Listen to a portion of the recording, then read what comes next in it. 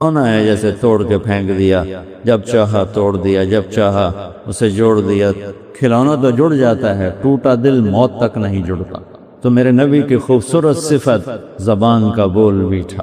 وہ طفیل ابن عمرو دوسی بیت اللہ کا طواف کر رہے تھے، تو ان کو مکے والوں نے کہا کہ یہاں ایک جادوگر آیا ہے، جو سنتا اسی کا ہو جاتا۔ تو انہوں نے ڈر کے ایسے روئی کے بنا کے گولے اور اپنے کان میں ڈال دی کہ میں تو سنوں گا ہی نہیں، کہ میرے اوپر جادو نہ چل جائے۔ طواف کر رہا تھا تو اس کی نظر پڑی ہمارے نبی پر، آپ نماز پڑھ رہے تھے، تو ایک دم اس کے دل میں کشش آئی، کیا نورانی چہرہ ہے۔ تو ساتھ والے سے پوچھتا ہے یہ آدمی کون ہے؟ تو وہ کہتا ہوا یہ وہی جادوگر ہے جس سے ہم تمہیں ڈرا رہے تھے۔ تو طفیل کہتے ہیں میرے جی میں آیا یہ چہرہ جادوگر کا تو نہیں ہوا، ان کے چہروں پر تو نحوست ہوتی، یہاں تو نور ہی نور ہے، اور میں اتنا بڑا سردار آدمی ہوں اپنی قوم کا، مجھے اتنا بھی نہیں پتا غلط کیا اور ٹھیک کیا ہے، میں اس کی سنتا ہوں، ہو سکتا ہے اچھی بات ہو تو میں لے لوں گا، اور اگر جادو ٹونا ہوگا تو میں نہیں لوں گا، میں کہڑا کوئی ان پڑھ نادان۔ روئی نکالی، طواف پورا کر کے اور آ کے بیٹھ گیا اللہ کے نبی کے پاس۔ آپ نفل پڑھ رہے تھے، آپ نفلوں سے فارغ ہوئے تو کہنے لگا ما تقول یا محمد، اے محمد کیا بات کرتے ہو تم؟ تو آپ نے کہا ان الحمد للہ احمدہ واستعینہ واؤمن بہ واستغفرہ واتوکل علیہ اعوذ باللہ من شرور انفسنا ومن سیئات اعمالنا من یہدہ اللہ فلا مضل لہ ومن یضللہ فلا ہادی لہ۔ جو ہم خطبہ پڑھتے ہیں ان الحمد للہ احمدہ واستعینہ واؤمن بہ واتوکل علیہ من یہدہ اللہ فلا مضل لہ ومن یضللہ فلا ہادی لہ۔ اچھا میں ترجمہ بھی کر دوں تو آپ کے لیے کوئی کشش نہیں، میرے لیے کوئی کشش نہیں، یہ کلام عربی ہے، سننے والا عرب ہے اور کلام کو سمجھتا ہے۔ اس کا ریاکشن کیا تھا؟ سب تعریفیں اللہ کی، اس کی تعریف کرتا ہوں، اس پہ توکل کرتا ہوں، اس کی مدد کا طلبگار ہوں، جسے ہدایت دے اسے گمراہ کوئی نہیں کرتا، جس سے گمراہ کر دے اسے ہدایت کوئی نہیں دیتا۔ ترجمے میں کوئی آپ کے دل دماغ پہ کوئی جھٹکا لگے کچھ بھی نہیں، لیکن وہ عرب تھا، کلام عربی تھا۔ کہنے لگا اعد فقد بلغنا قاموس البحر، ارے محمد صلی اللہ علیہ وسلم دوبارہ کہنا، تیرے ایک جملے نے 7 سمندر پی لیے ہیں، تیرے ایک جملے نے 7 سمندر پی لیے ہیں، دوبارہ کہنا۔ ہم نے کہا ان الحمد للہ احمدہ واستعینہ واؤمن بہ واتوکل علیہ من یہدہ اللہ فلا مضل لہ ومن یضللہ فلا ہادی لہ۔ کہنے کا ہاتھ بڑھا، مجھے ایمان، کلمہ پڑھا۔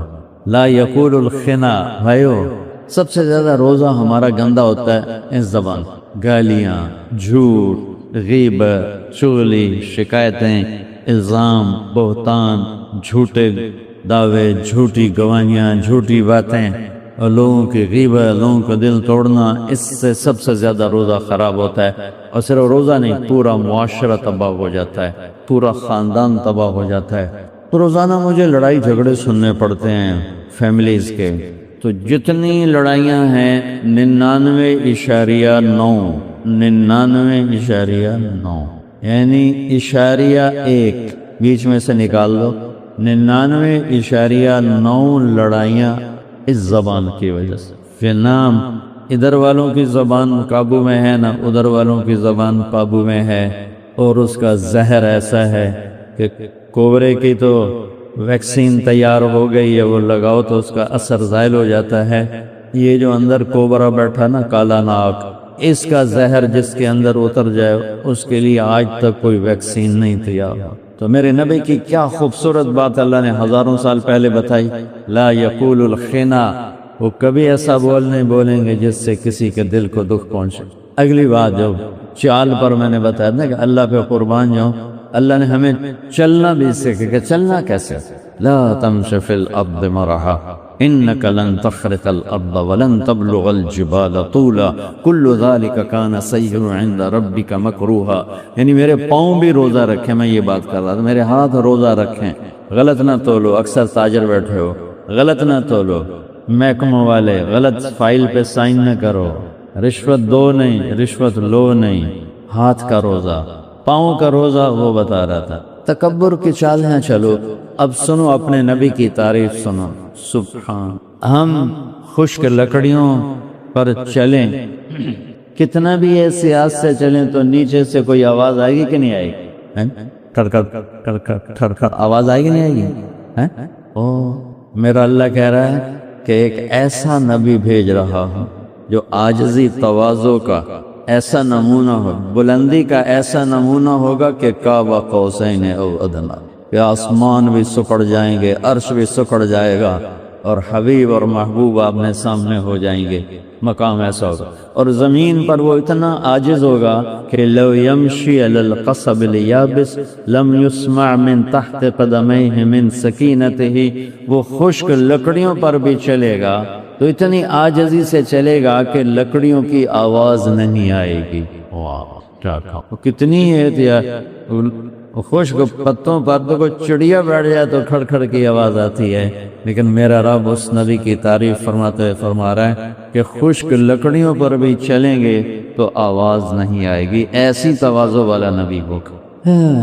یہ دو ہی باتیں آپ روزے میں لے لو، ایک زبان پہ کھاتے تو نہیں اللہ کا فضل ہے، پیتے بھی نہیں اللہ کا فضل ہے، ایک پابندی اور لگا، اس سے جھوٹ نہیں بولنا، اس سے گالی نہیں دینی، اس سے غیبت نہیں کرنا، اس سے کسی کو دل توڑنے والی بات نہیں کرنی ہے۔ لوگوں کے میرے نبی نے یہاں تک فرمایا فَإِذَا صَابَكَ أَحَدٌ، اگر کوئی تمہیں ماں بہن کی گالی بھی دے، اگر کوئی تمہیں ماں بہن کی گالی بھی دے تو تم کہنا انی صائم، بھائی میرا روزہ ہے، میں جواب نہیں دے سکتا، میرا روزہ ہے۔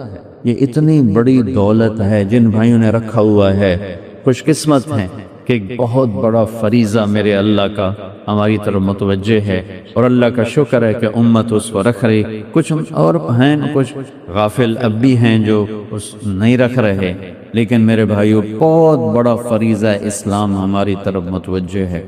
اور یہ سیام اور صوم کا میں نے آپ کو فرق بتایا۔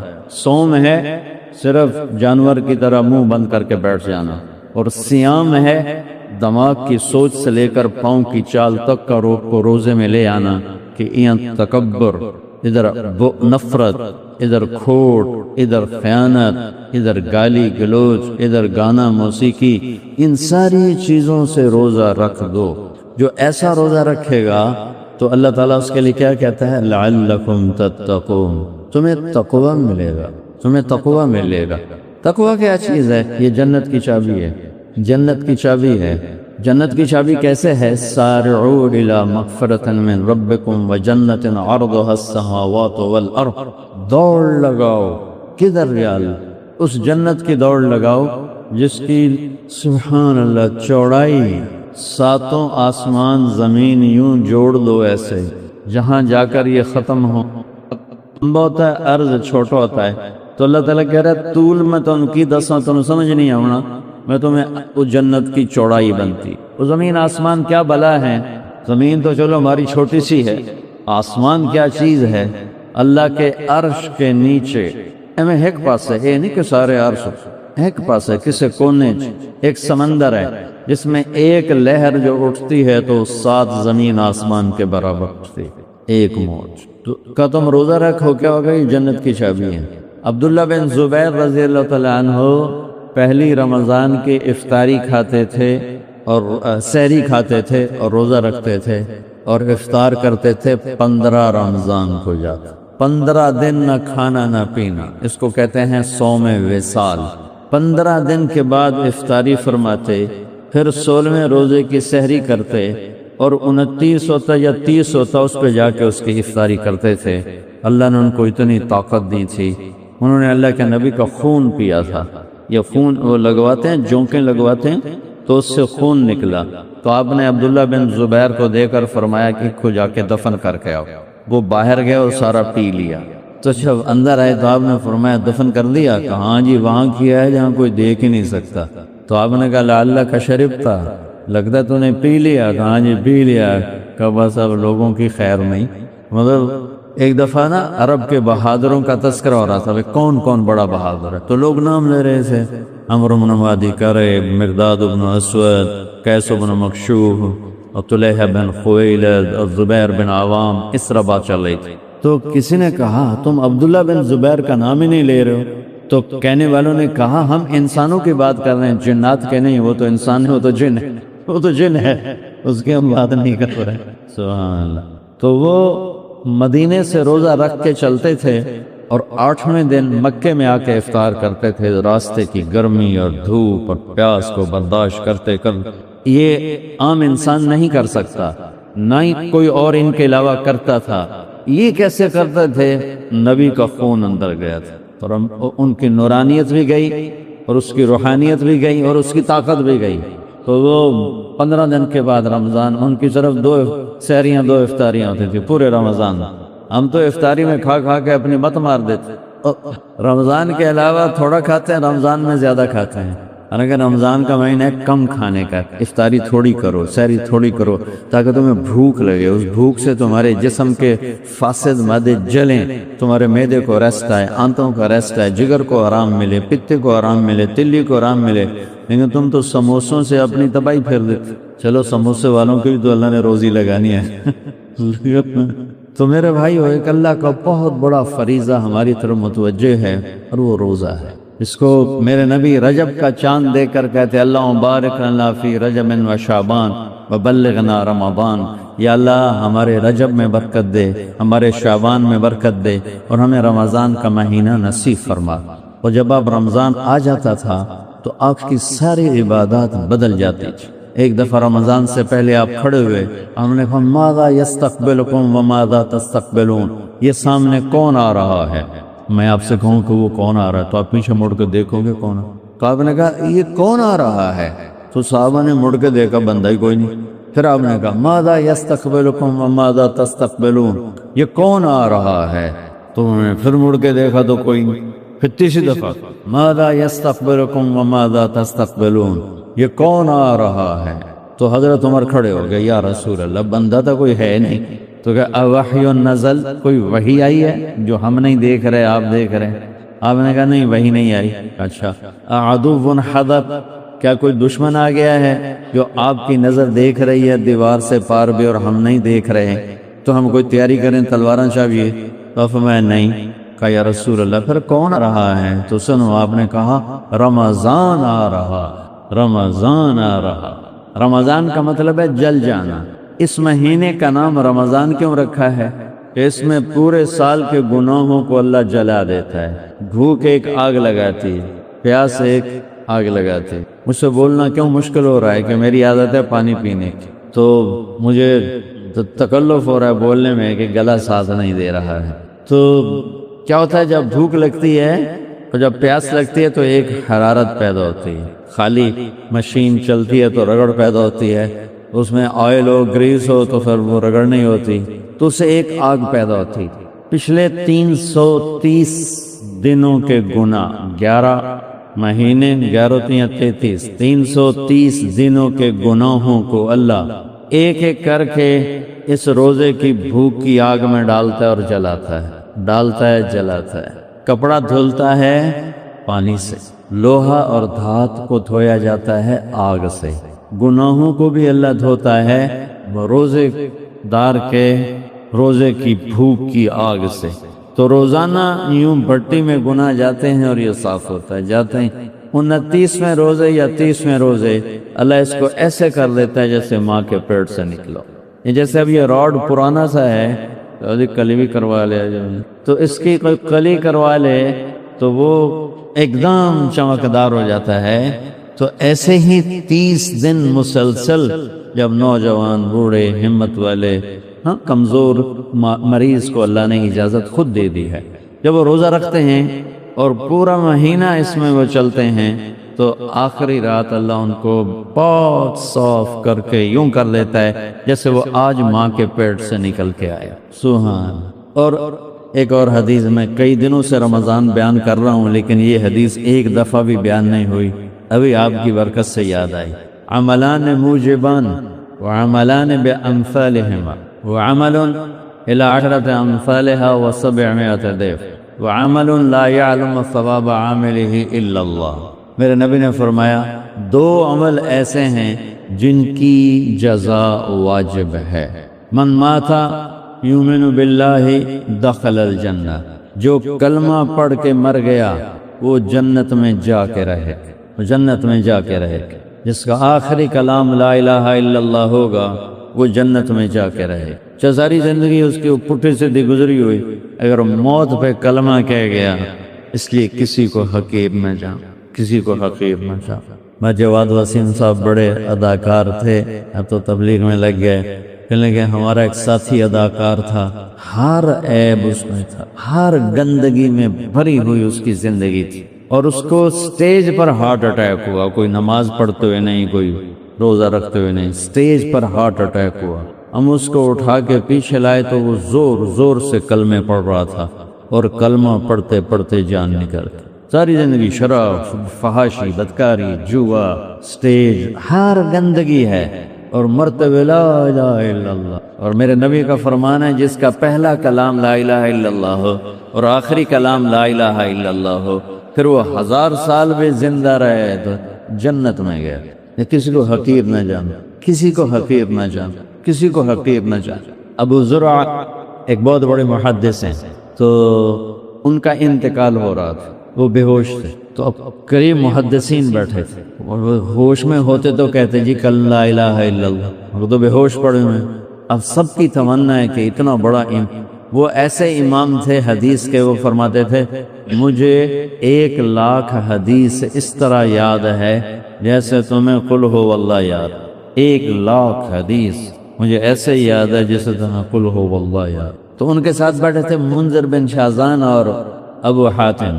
تو اب ایک حدیث ہے من کان آخر کلامہ لا الہ الا اللہ دخل الجنہ، یہ حدیث ہے۔ تو ادھر جو محدث بیٹھے تھے نا انہوں نے اس حدیث کی سند پڑھی، حدثنی ضحاک بن مخلد عن ابی عاصم عن عبد الحمید بن جعفر عن صالح بن ابی غریب، اور چپو ادھر بیٹھے تھے، کان میں آواز گئی، شعور بے ہوش ہوتا ہے، لا شعور بیدار ہوتا ہے۔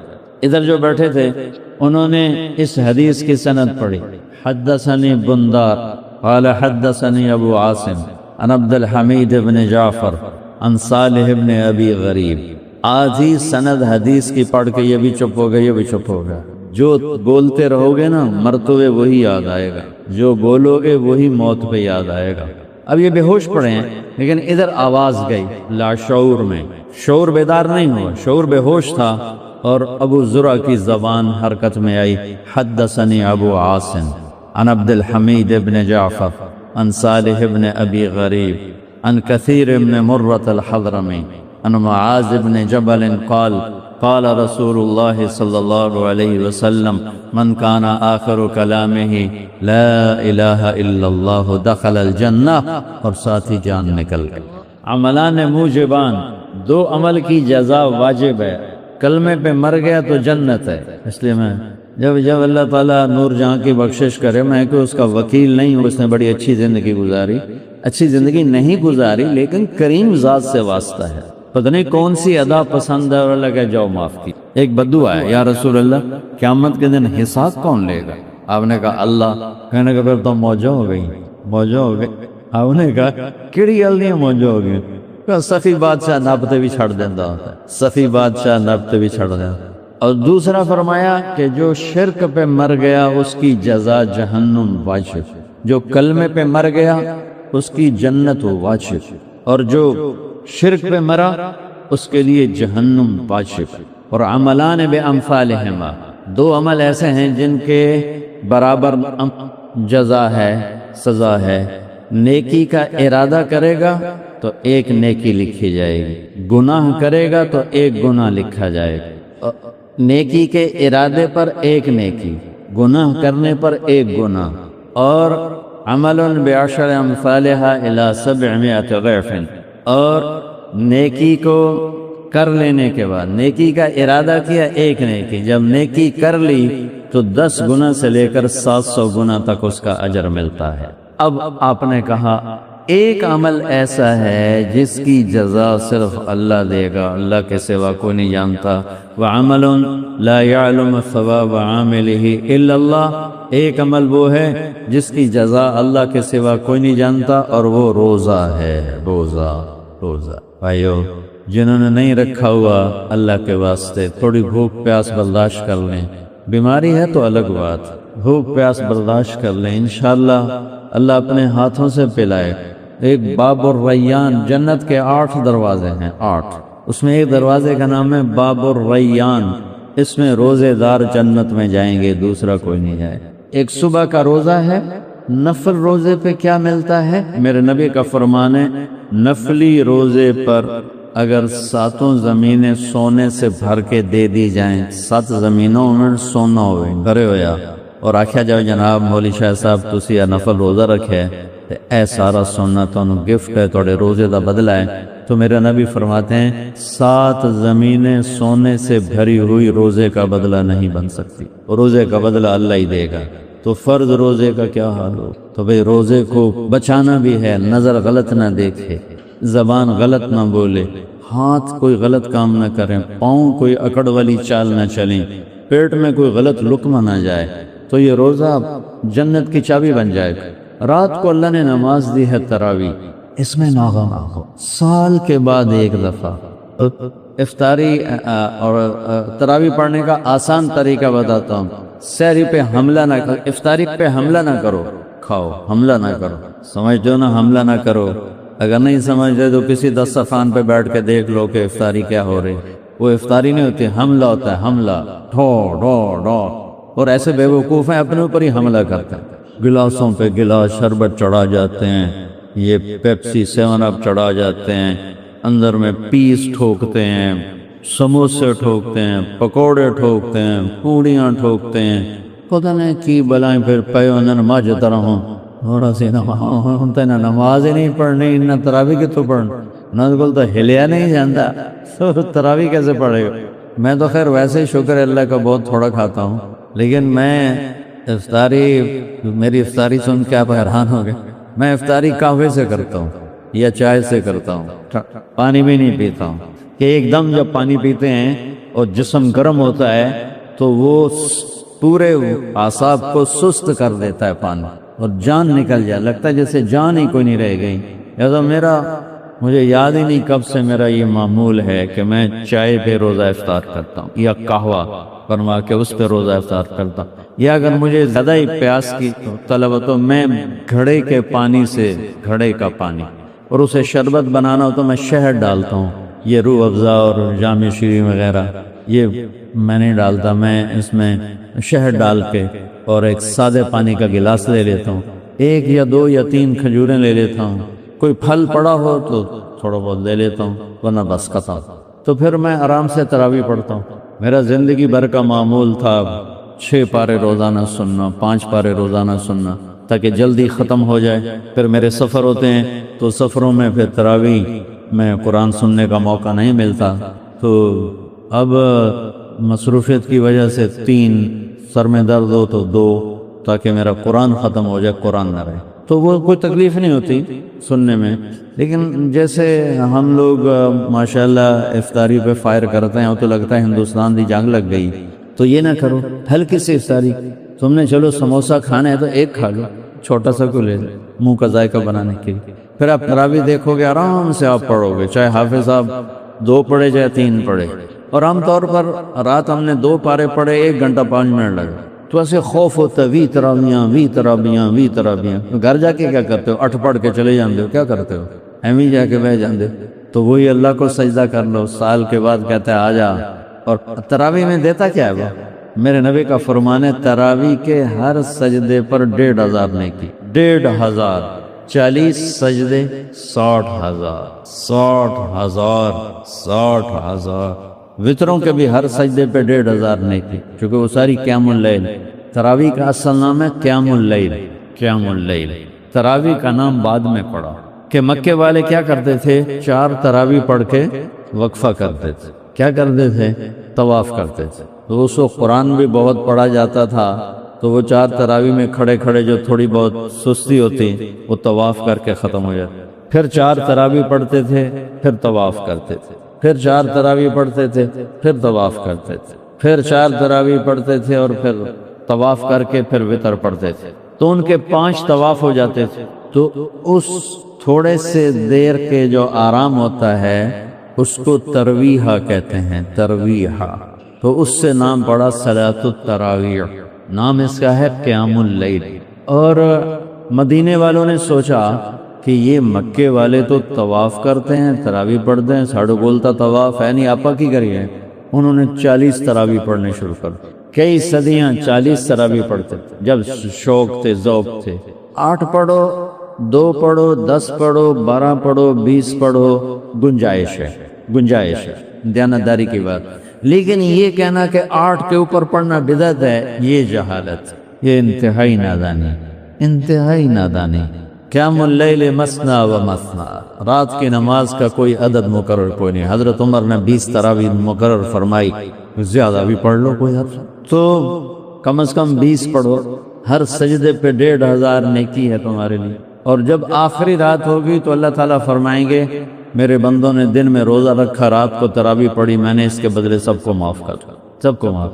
یہاں یہ جناح کالونی والے ادھر ایک چھوٹا سا پرچہ لگا دیں، جو ہماری مسجد میں تراویح پڑھے گا 150 روپے فی سجدہ دے گے۔ کل ویکھے جی تماشا کی بن رہے تھے، جو فجر دی نماز تو مسلح بچھاتے لوگ نہ بہ گئے، میں نے نقلے ہوئے اپنے دادیا نے بھی چاہتے لے آؤں کہ دادا اٹھی چلیے سائجے پیسے لبڑے، یہاں ڈانگا سوٹے چل جائیں گے کہ 150 روپیہ 150 روپیہ، کیونکہ روپے کو دیکھا ہوا ہے، روپے کو جانتے ہیں، نیکی کو دیکھا نہیں، نیکی کو جانتے نہیں کہ نیکی کیا چیز ہے۔ تو میرے بھائیو، دوسری بات یہ ہے کہ روز تراویح میں سستی نہ کرو۔ میں نے آپ کو آسان طریقہ بتا دیا، ہلکی پھلکی افطاری کرو، پھر تراویح پڑھو، پھر جو مرضی کھا لو، بھاویں سموسے کھاؤ، بھاویں پکوڑے کھاؤ، بھاویں سارے کو فیصلاباد دی مرغیاں دیاں ٹنگاں کھا جاؤ، لیکن افطاری میں تھوڑا اپنے ہاتھ کو روک کے رکھو، تو آپ کو بہت آسانی سے انشاءاللہ تراویح پڑھنے کا موقع مل جائے۔ پھر اللہ تبارک و تعالیٰ نے اس میں ایک رات رکھی ہے، لیلۃ القدر۔ لیلۃ القدر خیر من 1000 شہر۔ ایک دفعہ بنی اسرائیل کے بارے میں اللہ کے نبی نے فرمایا کہ 4 انبیاء نے 80 سال اللہ کی راہ میں جہاد کیا۔ صحابہ کہنے لگے یا رسول اللہ، ہماری تو عمر ہی 80 سال نہیں ہوتی، تو اللہ نے یہ سورۃ اتاری، انا انزلناہ فی لیلۃ القدر وما ادراک ما لیلۃ القدر، لیلۃ القدر خیر من 1000 شہر، تنزل الملائکۃ والروح فیہا بإذن ربہم من کل امر، سلام ہی حتی مطلع الفجر۔ لیلۃ القدر، شب قدر۔ قدر کے جتنے معنی آتے ہیں عربی میں، سارے اس صورت میں اللہ تعالیٰ نے خوبصورت انداز میں بیان کی۔ قدر قیمت کو کہتے ہیں، ما قدر ہو، اس کی قیمت کیا ہے؟ تو اللہ نے کہا لیلۃ القدر خیر من 1000 شہر، کہ اس کی قیمت یہ ہے کہ تم ایک رات جاگ لو، 1000 مہینے کی عبادت سے تمہیں زیادہ اجر ملے گا، یہ قیمت ہے۔ قدر عظمت کو بھی کہتے ہیں، عظیم القدر آدمی ہے، تو اس کے عظیم ہونے کا معنی کیا ہے؟ انا انزلناہ فی لیلۃ القدر، اس میں قرآن اترا جس نے اس کی عظمت کو 4 چاند لگا دی۔ قدر تنگی کو بھی کہتے ہیں، وقدر علیہ رزقہ، تنگی کو بھی کہتے ہیں۔ تو تنزل الملائکۃ والروح فیہا بإذن ربہم، کہ اتنے فرشتے اترتے ہیں کہ زمین تنگ پڑ جاتی، زمین تنگ پڑ جاتی۔ پھر قدر حد بندی کو بھی کہتے ہیں، حد بندی کو بھی کہتے ہیں۔ اس کا مطلب یہاں کیا ہے؟ سلام ہی حتی مطلع الفجر، یہ صبح صادق تک اس کی حد بندی ہے، مغرب کا سورج ڈوبا اور صبح صادق کا طلوع ہوا، اس کے درمیان یہ سارا جو وقت ہے یہ شب قدر ہے۔ لفظ قدر کے ہر مطلب کو اللہ نے بڑے خوبصورت انداز میں یہاں بیان کیا ہے۔ تو جو تو بھائی اعتکاف میں بیٹھیں گے انشاءاللہ، وہ تو سوئے بھی ہوں گے تو ان کی بندگی لکھی جائے گی، لیکن اس کے علاوہ کو اگر جاگنا ہے تو کم از کم 5 راتیں جاگ لیں، 5 راتوں میں ایک رات 21 ہے، 23 ہے، 25 ہے، 27 ہے، 29 ہے، ان میں سے ایک رات ضرور ہے۔ جو جاگ لے گا ضرور یقیناً اس کو یہ رات مل جائے گی۔ 4 آدمیوں کی بخشش نہیں ہوتی، اگر اس مجمع میں اللہ کرے ایک بھی ایسا نہ ہو، لیکن اگر کوئی ہو تو میں بتا دیتا ہوں تاکہ توبہ کر لے۔ ایک شراب پینے والا جو مستقل شراب پیتا ہے اس کی بخشش نہیں ہوتی۔ ایک ماں باپ کا نافرمان، کبھی کبھار گستاخی ہو جانا محرک سے ہوتی کہ مستقل ماں باپ کی گستاخی، ماں باپ کی نافرمانی، ماں باپ سے بدتمیزی، اس کی بھی بخشش نہیں ہوتی۔ تیسرا ہے جو قریبی رشتہ داروں سے ہر وقت لڑتا رہتا ہے، بائیکاٹ بائیکاٹ بائیکاٹ، بس سلام دعا بند، بس بول چال بند، بس وہ گھر نہیں وڑنا، یہ تیسرا ہے۔ چوتھا، جو دل میں کسی انسان کی، مسلمان کی نفرت پالے بیٹھا ہے، ایک اس کی بخشش نہیں ہوتی۔ تو یہ چار کام اگر کس مجمع میں کسی کے اندر ہیں، کوئی ایک ہے، دو ہیں، تین ہیں، چاروں ہیں، میں ہاتھ جوڑتا ہوں، باہر والے دیکھ نہیں رہے پر میں ہاتھ جوڑ رہا ہوں کہ اللہ کے واسطے اس سے ہم توبہ کریں، نشے سے توبہ کریں، ماں باپ کی نافرمانی سے توبہ کریں، اور رشتہ داروں کی لڑائی سے توبہ کریں، اور دل میں نفرت سے توبہ کریں۔ اگر آپ اس مجمع میں کوئی کسی سے لڑا ہوا ہے، بول چال بند ہے، تو اپنے روزے کو بچانے کے لیے اس سے صلح کر لیں، اس کے پاؤں پڑ جائیں، اس کو منا لیں، اللہ بھی خوش ہوگا، اللہ کا حبیب بھی خوش ہوگا۔ اور خاص طور پہ میاں بیوی میں جھگڑا ہو اور واپس میں صلح کر لیں تو اللہ اتنا خوش ہوتا ہے، اتنا خوش ہوتا ہے کہ ان کی اس صلح پر ان کے پچھلی زندگی کے سارے گناہ معاف کرتے ہیں۔ یہ رشتہ اتنا بڑا ہے کہ اس پر اگر صلح ہو جائے، جو صلح کروائیں گے وہ بڑے عظیم الشان ہوں گے۔ خود صلح ہو جائے بڑی اچھی بات ہے، ورنہ کسی کو بیچ میں ڈال کے صلح کروائی جائے تو اس پر میاں بیوی کے پچھلی زندگی کے سارے گناہ معاف ہو جاتے ہیں۔ اور آخری چیز ہے اس کا صدقہ، روزے کا صدقہ، جس کو ہم فطرانہ کہتے ہیں۔ عام طور پر وہ دو سیر گندم کہا جاتا ہے، لیکن میں آپ کو بتاتا ہوں جو میرے نبی کا تھا، اس سے آپ کا اجر بڑھ جائے گا، وہ ہے کشمش۔ 3 کلو کشمش، 3 کلو کشمش دو گے تو 1500 روپیہ بنے گا۔ کشمش کے مساوی پیسے، 3 کلو کے پیسے 1500 بنتے ہیں۔ یہ ہو سکتا ہے اس سے بھی زیادہ ہوں یا تھوڑے سے کم ہوں۔ تو اگر ایک گھر میں 4 افراد ہیں تو وہاں سے 6000 روپیہ کسی غریب کے پاس جائے گا تو اس کی عید بھی اچھی ہو جائے گی، کپڑے بھی لے لے گا۔ اور اسی گھر سے اگر 800 روپیہ جائے گا تو 800 روپیہ نال تو سبزی بھی نہیں پکا سکتے۔ تو اس لیے جو مالدار لوگ ہیں وہ روزے کا صدقہ، جس کو ہم فطرانہ کہتے ہیں، وہ ادا کریں کشمش کے حساب سے یا کھجور کے حساب سے۔ باقی گندم سے بھی ادا تو ہو جائے گا، لیکن سخی بننا ہے، اللہ کو راضی کرنا ہے، غریب کی دعا لینی ہے، تو پھر اسے ادا کرو کشمش کے لحاظ سے۔ اور بھائی، اب پہلا عشرہ شروع ہے، ابھی دوسرا بھی آئے گا، تیسرا بھی آئے گا۔ اللہ نے ہمیں یہ تبلیغ کا مبارک کام دیا ہے۔ میں آپ سب سے کہتا ہوں کہ آپ سارے بھائی کم از کم 3 دن اس مہینے میں ضرور لگا لو، چاہے پہلے 10 دن، چاہے درمیانی 10 دن، چاہے آخری 10 دن، تو اس کی یہاں بیٹھے بیٹھے نیت تو کر لو۔ ٹھیک ہے، کرتے ہو؟ آخری بات، مبارک مہینہ شروع ہو چکا ہے، اللہ کا عرش پہلے آسمان پہ آ چکا ہے، جنت کے دروازے کھل چکے ہیں، جہنم کے دروازے بند ہو چکے ہیں، اور میرے مولا کی طرف سے اعلان ہو رہا ہے، کوئی توبہ کرنے والا ہے تو آؤ، کوئی مانگنے والا ہے تو آؤ۔ اور ایک فرشتہ اعلان کرتا ہے، اے اچھائی کے کرنے والے مبارک ہو اور آگے بڑھا۔ اور دوسرا فرشتہ اعلان کرتا ہے، اے برائی کے کرنے والے بس کر اور واپس آ جا، واپس آ۔ تو بھائی ہم سب گناہگار مسلمان بیٹھے ہیں، ہم میں کوئی معصوم نہیں، پاک نہیں۔ تو میں اب سب سے ہاتھ جوڑ کے کہتا ہوں کہ آؤ ہم سارے مل کر اکٹھے اللہ کی بارگاہ میں توبہ کر۔ تو نیت کرتے ہو سارے بھائی؟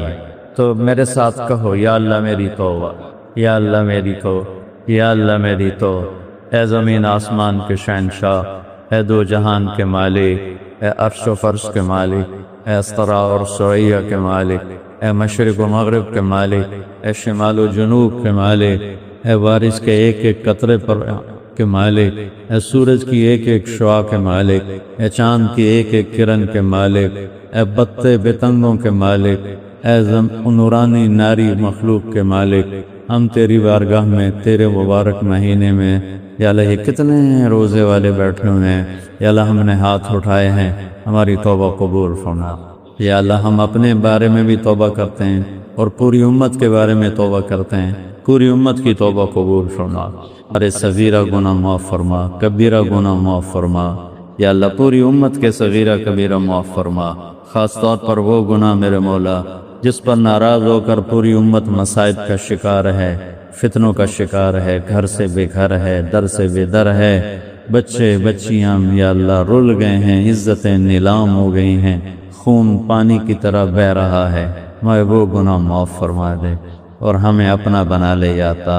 ہم بڑے گناہگار ہیں پر تیرے حبیب کے امتی ہیں، ہم بڑے گناہگار ہیں پر تجھے وحدہ لا شریک مانتے ہیں، ہم بڑے نافرمان ہیں یا اللہ پر تیرے حبیب کو تیرا نبی اور آخری نبی مانتے ہیں۔ یا اللہ ہم بڑے نافرمان ہیں پر تیری جنت کو حق جانتے ہیں، تیری جہنم کو حق مانتے ہیں۔ تو جس کو پکڑے وہ بھی حق ہے، تو جس کو چھوڑے وہ بھی حق ہے۔ اور یا اللہ ہم تیرے ملائکہ پہ ایمان لائے، تیری کتابوں پر ایمان لائے، آدم علیہ السلام سے لے کر ہمارے نبی پاک صلی اللہ علیہ وسلم تک تمام نبیوں پہ ایمان لائے۔ تیرے سارے وعدے سچے ہیں، تو ہے میرے مولا، ہمارے آگے پیچھے دائیں بائیں اوپر نیچے تیری نشانیاں کھلی کتاب کی طرح ہیں۔ یا اللہ اس حد تک تو ہم نے تیرے ساتھ کوئی دو نمبری نہیں تھی، اس سے آگے جب عمل شروع ہوئے تو ہمارے عمل میں بھی کھوٹ آیا، ہمارے بول میں بھی کھوٹ آ دے، ہماری زبان کا بول میٹھا کر دے، ہمارے گھروں میں سکون پیدا کر دے۔ ہمارے بازاروں میں جھوٹ ہے، سود ہے، کھوٹ ہے، ملاوٹ ہے، چور بازاری ہے اور گالی گلوچ ہے اور ادھار ہے۔ یا اللہ ہمارے بازاروں کو نقد پہ لے آ، یا اللہ ہمارے بازاروں سے ادھار کو مٹا دے، ساری تجارت کو نقد پہ لے آ، ہماری تجارت کو سٹے سے پاک کر دے، جوئے سے پاک کر دے، سود سے پاک کر دے، جھوٹ سے پاک کر دے، بددیانتی سے پاک کر دے، وعدہ خلافی سے پاک کر دے۔ یا اللہ ہر وہ طریقہ جو تیری شریعت میں حرام ہے وہ اس وقت ہمارے بازاروں میں چل رہا ہے، اسے یا اللہ تو مٹا دے۔ اور اپنے نبی، تیرے نبی نے تجارت کی میرے مولا، تیرے نبی کے ساتھیوں نے تجارت بھی کی، زراعت بھی کی۔ یا اللہ تو ہمیں اپنے نبی والی تجارت عطا فرما، ہمارے صحابہ والی تجارت عطا فرما، صحابہ والی زراعت عطا فرما۔ جتنے بھائی بہن روزہ رکھے ہوئے ہیں سب کے روزے قبول فرما، جو ابھی تک غافل ہیں اپنے دریائے رحمت سے ان کی غفلت دور فرما، جو حرمین میں پہنچ گئے یا اللہ ان کا وہاں ان کی حاضری، ان کے طواف، ان کے عمرے، ان کا اعتکاف قبول فرما۔ اور یا اللہ جو یہاں موجود ہیں ان کے روزوں کو بھی قبول فرما، ہماری اس مسجد کو، مدرسے کو آباد شاداب خوشحال نحال فرما، اس پورے محلے کو اپنی رحمتوں سے نواز، پورے شہر کو اپنی رحمتوں سے نواز۔